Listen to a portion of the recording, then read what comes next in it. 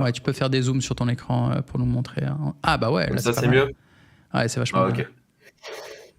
Voilà, par exemple, tu vois, j'ai fait différents tests. Par exemple, voilà, le sucre et le cerveau. Tu vois, c'est pour Quentin avec qui je t'ai présenté. Je lui ai montré Capital.i. Euh, et du coup, je lui ai fait la démo en disant, bah tiens, on va prendre le sujet du sucre. Et en clair, tu vois, c'est l'IA qui génère ça. Hmm. Et le texte est bon? Et le texte est bon. Tu vois, j'ai fait justement valider par Quentin en lui montrant. Et en fait, tu vois, tu fais un nouveau document. Les rédacteurs SEO en sueur. Ouais, clairement, clairement. Donc tu vois, il s'appuie sur les modèles existants, donc il rajoute une énorme surcouche, Mhm. sachant que leur business model, en fait, c'est que ils sont en capacité de bouffer toute la data de grosses boîtes. Donc tu vois, ils vendent des licences à 500 000 balles, 1 million l'année. Ils sont capables d'en garder, de les protéger et d'exploiter toutes ces informations qu'il y a des tas de boîtes, elles ont accumulé énormément d'infos, tu vois, en interne, typiquement des sujets de recherche. Je pense aux facs, je pense aussi à tous les médias avec la presse spécialisée. Et à partir de ça, avec l'API qu'ils proposent, ils peuvent générer des rapports. Le gouvernement américain aussi, enfin bon. Euh, Très belle traction sur ce business. Et typiquement, bah, tu vois, tu prends hop, Deep Analysis. En fait, il va te parser l'ensemble du web. Il va utiliser Perplexity. Tu peux lui dire, OK, tu fais des recherches en very deep. Tu peux même rajouter donc des sources Twitter. Tu définis dans quelle langue. Tu dis le type d'audience à laquelle le contenu va s'adresser. OK, image, les trucs que tu veux qui te génèrent à l'intérieur de ton article. Et donc, après, bah, tu dis, OK, tu peux rajouter des sources. Et puis, tu crées un article, tu crées un contenu sur la thématique que tu veux. Tu Mhm. vois, Donc vous avez posé typiquement, on pourrait 160 000 faire. balles sur cette boîte. Ouais, c'est ça. L'économie de la création de contenu. Alors, ça prend quelques minutes à générer, donc on va pas le faire. Si tu veux, je t'enverrai le résultat après. Voilà. Ok, Donc, intéressant. voilà, petit Bah, partage c'était non pour voir un peu prévu, comment ça marche. dissocié de la partie Ouais, mais bon, c'est investissement. intéressant de voir sur quoi t'investis. Et puis, le dernier live que j'ai fait, c'était avec Virgile, qui est un spécialiste du copywriting AI. Je sais pas si tu l'as vu, le live. Ah oui, oui, oui, excellent. Excellent, je vais suivre sa Ouais. formation. Ouais, ces prompts-là, quand t'es créateur de contenu, t'es là, ah ouais, il te génère des sujets comme ça pour toute l'année en 3 minutes. Ouais. Et la détection L'avatar d'avatar, client, pouah, ouais, génial. bah, quand on a, comme nous, payé des mecs qui prennent un mois à te faire la réponse, et c'est ce que ça prend, tu vois, enfin, faut vraiment travailler. Et que t'as un truc aussi précis dans lequel t'as les douleurs, t'as les craintes, t'as les désirs, et que ça a l'air pertinent, tu vois. Et quand tu vas vérifier un peu sur le terrain, t'es là, ah ouais, c'était pertinent. Comment ça aide à faire les pubs, comment ça aide à faire le contenu, c'est choquant. Nous, on le comprend. Il faut peut-être un certain niveau de business et d'expérience pour capter le temps que ça fait gagner. Mais ça permet aussi aux débutants de faire des trucs que normalement seuls les experts feront. Donc c'est pas mal du tout. Je reviens sur ta formation. On a quasiment fini. Alors, c'est pas ici, c'est là. Comment identifier les bonnes opportunités? Bon, bah, je pense que c'est toi qui les présentes. Je vais passer rapidement là-dessus parce que ça paraît assez évident. Les moldus, enfin, je pense que c'est aussi de la Ouais, pédagogie. T'expliques comment le type peut lui-même oui, comprendre ce qu'est une bonne opportunité. ouais, c'est ça. C'est que c'est OK maintenant qu'une fois que tu as un deal flow qui est en place, que tu reçois des opportunités, comment tu identifies ce sur quoi tu vas aller et ce sur ce que tu vas éviter, quoi. C'est aussi le moyen d'éviter soit les mauvais investissements, soit aussi ben, forcément les scams, les arnaques, quoi. C'est classique. Les moldus et les sorciers. Donc, tu fais voyager là. Spoiler, tu veux pas être un moldu. C'est bien. Moi aussi, dans mes formations, j'aime bien mettre des petites histoires comme ça. Du coup, tu veux Ça, c'est spoiler ou assez simple, hein. Ouais, ben, en deux mots, c'est en clair les trucs sur lesquels les investisseurs moldus vont. Donc, la plupart, déjà, des gens qui investissent typiquement en France, ce sur quoi ils vont et qu'il faut donc éviter. Tu vois, les trucs, aller consulter son CGP, aller consulter, tu vois, enfin le CGP qui a été recommandé par Tata Michel, aller demander à son banquier. Là, ils vont vous envoyer sur toutes les merdes de trucs défiscalisés. Déjà, tu vois, d'aller sur un investissement juste parce que c'est défiscalisé, déjà, c'est une erreur. Si c'est défiscalisé, s'il y a le gouvernement qui a mis le focus pour mettre un avantage, c'est qu'en fait, les gens n'y vont pas naturellement. Tu vois, donc, il faut l'éviter. Enfin bon, voilà, je détaille ça dans ce module. Et puis, les choses sur lesquelles les investisseurs, les sorciers, ceux qui font du fric avec du fric, ceux qui ont cassé leur barrière mentale, ceux qui ont travaillé leur rapport à l'argent, ce sur quoi ils vont. Et je note un truc quand même, c'est que j'ai interviewé pas mal de types ici, et ils sont tous dans la créateur économie, ok? Mais ils sont pas tous youtubeurs. Et je vois que les mecs qui sont des créateurs, youtubeurs, habitués aussi à faire du marketing sur leur chaîne et à vendre sur leur chaîne, ils arrivent à se vendre. Toi, je trouve que tu arrives à te vendre. On a reçu il n'y a pas longtemps un type spécialisé dans le marketing Web3, donc sensible au marketing et très bon sur Twitter, mais pas du tout habitué à l'exercice de la caméra. Et je le sais compétent, le mec. Et pourtant, en vidéo, il ne savait pas se vendre. Et après 2 heures de podcast, mon audience réalisait quand même que le type était authentique, qu'il avait des compétences, qu'il y a des gens qui le connaissaient, qui l'appréciaient, qui le remerciaient parce qu'il avait filé des coups de main en privé à plein de gens. Donc à la fin du chat, c'est bon, il avait, entre guillemets, bonne réputation parce que en 2 heures, on a fini par capter. Mais il a fallu les 2 heures. Tu vois, toi, dès les premières minutes, vu que tu es habitué à la caméra, tu arrives à te vendre et putain, l'importance que ça a. On vit dans l'époque de la créateur économie. C'est ça le point. C'est-à-dire que ce qu'on est en train de faire, nous, dans la vraie vie, ça nous sert quand on négocie, ça nous sert tout le temps. Savoir articuler, savoir avoir du charisme quand on parle de son projet, c'est la différence entre séduire et attirer des partenaires de qualité et les repousser. C'est la différence entre avoir des investisseurs, pas en avoir, entre avoir des clients et pas en avoir. C'est la différence entre la vie et la mort. Et personne ne peut en faire l'économie. Je veux dire, aujourd'hui, même les présidents américains ou l'élection là, qui va arriver, le gagnant, ça sera celui qui a le mieux géré la créateur économie.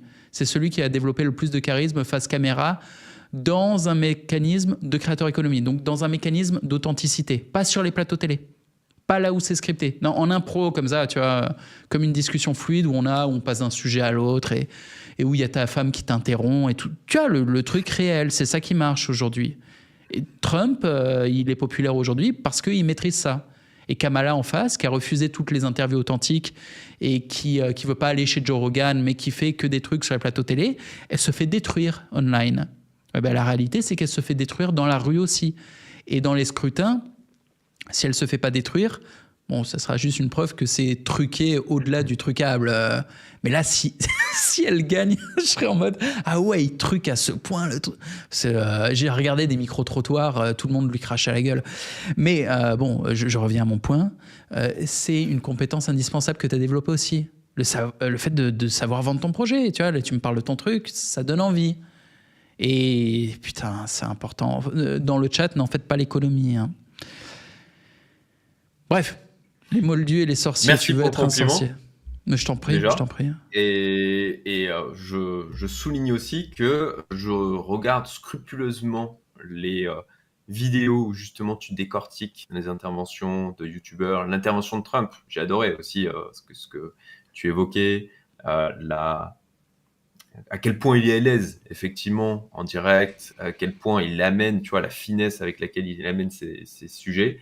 Et je suis totalement en phase avec toi. Et c'est la raison aussi pour laquelle je me suis mis à commencer à créer des contenus sur YouTube. C'est que c'est un outil de développement personnel qui est excellent. Tu vois, tu te mets en face de la réalité. Tu vois, tu regardes, ok, en fait, putain, c'est comme ça que je parle.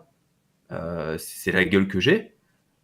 Et bon, soit tu dis, non, je refuse ma réalité, et ça, de toute façon, la réalité, elle revient toujours par te foutre une bonne mandale dans ta gueule. Soit tu l'acceptes, tu dis, ok, je change. Donc, ouais, clairement, et ne faites pas, d'ailleurs, je te fais un peu de pub, même si tu n'en as pas besoin, mais clairement, regardez les interventions de Jean-Marie où il détaille le charisme, les classements de charisme. Ce que tu évoques, en tout cas, moi, j'y prends beaucoup de contenu et beaucoup de valeur ajoutée. Merci pour ça. Ah ouais, je t'en prie, c'est un grand plaisir. Et quand tu es un peu créateur de contenu, que tu développes une personal brand sur ton visage et que tu débarques IRL dans des rendez-vous, on va dire des rendez-vous, il y a des gens qui te connaissent, des partenaires potentiels, mais aussi une partie de l'audience qui est là sur des réunions physiques ou des événements physiques. Bah, tu débarques, tous les regards sont sur toi. Ça fait plaisir. Oui, mais c'est un challenge. Parce que vu que les gens te regardent, il va falloir parler. Allez. Et si tu n'as pas l'expérience, si tu t'es pas entraîné à parler, il y a un gros crédit qui t'est accordé, c'est-à-dire une écoute, une attention. Et là, tu vas en faire quoi de ce crédit? Tu vas commencer à bégayer? Tu vas tout perdre? Non.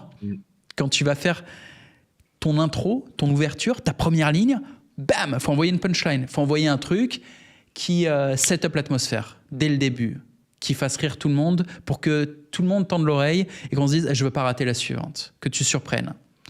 Et les types qui débarquent, j'ai fait il y a pas longtemps l'analyse de charisme de comment il s'appelle, Dany Eraz. Les types, leur intro pendant 35-45 secondes, c'est Ah oui. ouais, oh là là là là, ouais, avec le pote en duo qui lui parle par-dessus, qui dit les mêmes conneries, incroyable. Au bout de 20 secondes, t'as arrêté d'écouter les mecs, t'es là, ouais, bon. Je sais ce que je vais dire, tu vas répéter, ouais, tu l'as déjà répété 10 fois là en 20 secondes.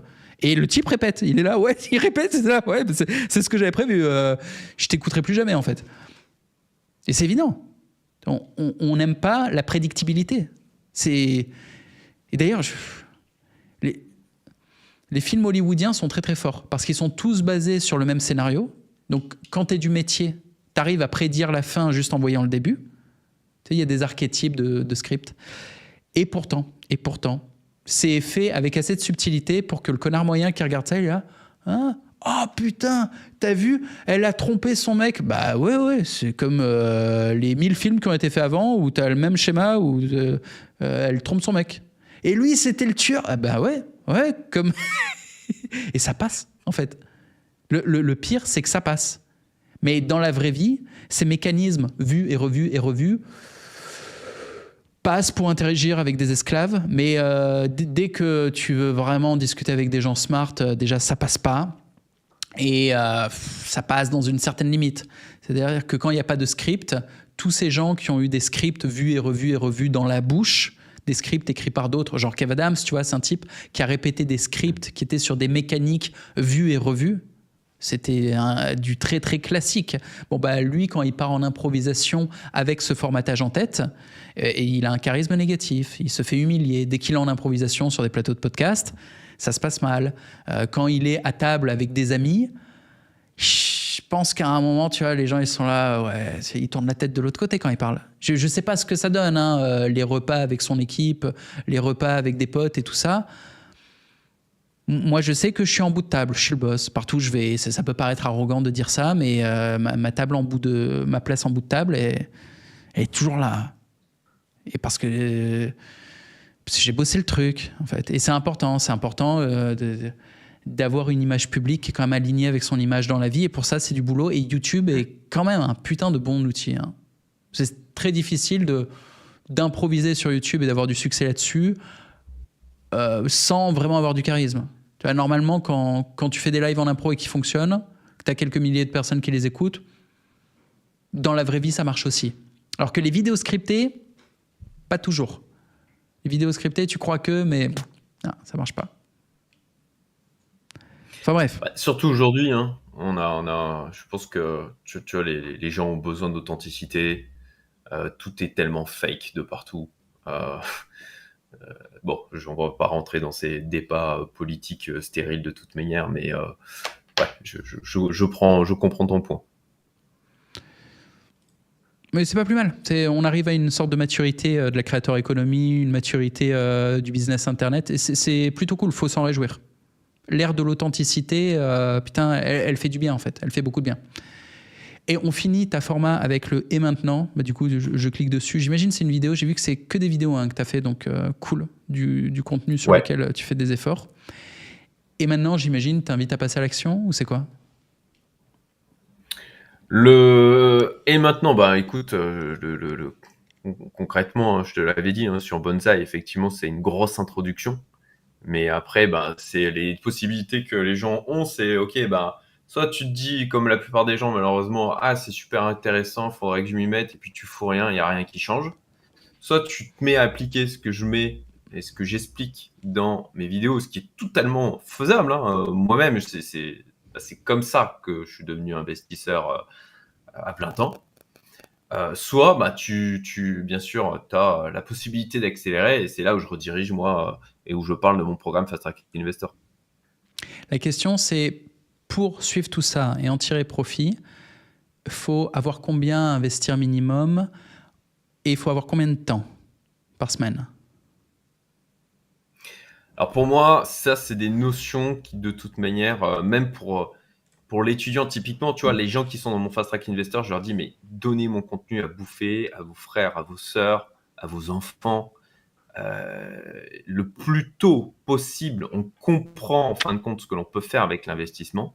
Ouais, Le temps joue pour nous et contre nous. Tu vois. ok. Vraiment, la notion d'intérêt composé, quand tu te mets à jouer un petit peu avec les intérêts composés sur Internet, tu vois.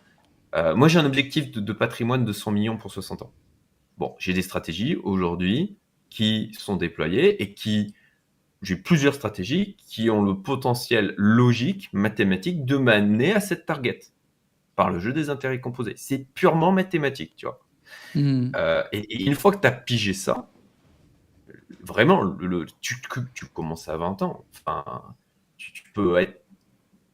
Tu vas devenir au moins décamillionnaire, quoi. Sauf à faire de la merde. J'entends. Donc, pour répondre à la question avec précision, parce que là, tu nous parles de la Ouais. vertu des intérêts composés, qui est très dur, hein, parce que les gens ne tiennent pas généralement. On sort les sous. Mais je comprends le principe. On peut commencer avec 100 balles, c'est quoi le minimum? Ah ouais, ouais, on peut. Aujourd'hui, il y a des tas de trucs. Pour moi, le mieux, c'est de commencer quand on a peu d'argent, en fait. Parce qu'au début, tu vas faire les conneries. Donc, faut Hmm. pas les faire quand t'as. Comme typiquement, tu vois, j'ai vu plein de gars qui ont vendu leur boîte, ils se retrouvent avec plusieurs millions et ils font de la merde. Tu vois. Ouais. Ah ben, je vais mettre 600 balles sur cette startup parce que j'y crois dur comme fer, quoi. Et 6 mois après, au revoir les 600 balles. Des histoires comme ça, mais j'en ai légion, quoi. Quand tu dis 600 Ou balles, tu même veux des dire choses. 600K. Ouais, si ok, je voulais dire 600K, oui, Ouais, ouais. effectivement. Euh, Tu vois, des gars entrepreneurs qui ont vendu leur boîte il y a 20 ans, qui ont 65 ans, et qui ont quasi tout perdu, tu vois, et qui sont en mode, en plus de ça, aujourd'hui, on veut à venir me voir, ah Cédric, écoute, voilà, j'ai vendu ma boîte il y a de ça 20 ans, mais j'ai fait plein d'investissements, au final, j'ai quasi tout perdu, ou alors je suis en procès pour récupérer potentiellement l'argent, il me reste 100K, qu'est-ce que je peux faire? Je suis désolé, je peux rien pour toi, quoi. Enfin, t'as 65 balais, t'as pas de retraite, t'as pas de source de revenus, il te reste 100K, enfin, je peux pas faire de magie, quoi. Et donc, de commencer quand justement on a peu d'argent, c'est muscler son cerveau et sa compétence Ok. d'investisseur pour éviter de faire des conneries quand on a beaucoup de fric. Ok, ok. Commencer le plus tôt possible, s'éduquer, chose que j'ai pas fait. En fait, faire l'inverse de ce que j'ai fait, quoi. Moi, j'ai commencé tard, pas éduqué, avec des grosses sommes. J'ai perdu des trucs énormes. Online, devant tout le monde, j'ai perdu des sous, mais en dehors, pire encore. Et ouais, j'aurais dû commencer petite somme et jeune. Mais ouais, au moins, j'ai investi en moi-même et dans mes projets. Donc ça, Mm. c'était le truc correct. Et au final, bon, j'ai ma plateforme, donc je suis content. Mais il va falloir que je m'y remette et j'ai compris. Je commencerai avec des petites sommes en m'éduquant. Et puis voilà, je t'ouvre la porte là-dessus, hein, mais bien volontiers pour échanger sur le sujet et pour t'accompagner sur le truc, quoi. Ah ouais, je te remercie. Et je te dirai aussi, par rapport au conseil que tu m'as donné, qui m'a beaucoup enthousiasmé au début. Et finalement, je suis en train de faire marche arrière. Je te raconterai pourquoi. Mais je ne vais pas en parler en live.